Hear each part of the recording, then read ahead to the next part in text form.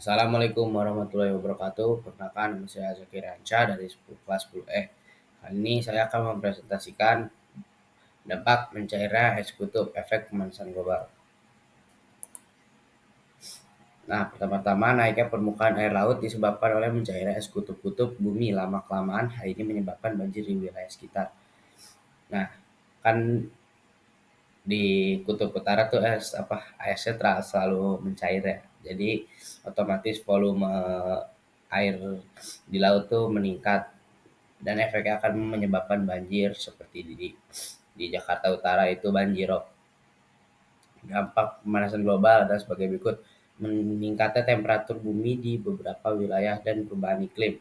Nah, meningkatnya temperatur bumi ini karena disebabkan oleh atmosfer kan di bumi itu semakin tipis ya. Jadi biasanya ada 9, mungkin sekarang kayak tinggal 5 sampai 7.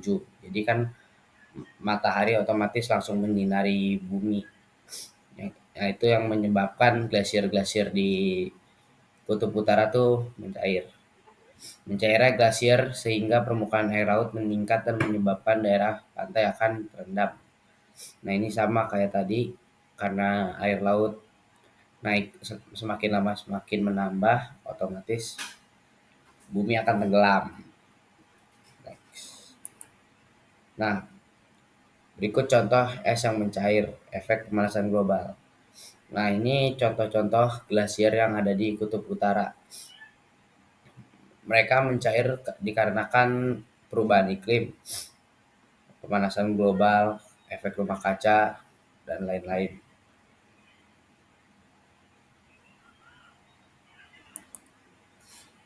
Bagaimana dampak mencairnya es? Salah satu dampak mencairnya es di kutub yang paling jelas adalah peningkatan volume air laut bumi. Mencairnya es di kutub otomatis juga mengakibatkan kenaikan permukaan laut di bumi. Dampak mencairnya es terhadap atmosfer. Mencairnya es menyebabkan lebih banyak pemanasan karena karena warnanya lebih gelap, lautan dan daratan menyerap lebih banyak radiasi matahari yang masuk, lalu melepaskan panasnya ke atmosfer. Hal ini menyebabkan pemanasan global yang lebih parah. Nah, kira-kira apa yang akan terjadi jika es di seluruh bumi itu mencair? Banyak daratan di bumi akan tenggelam.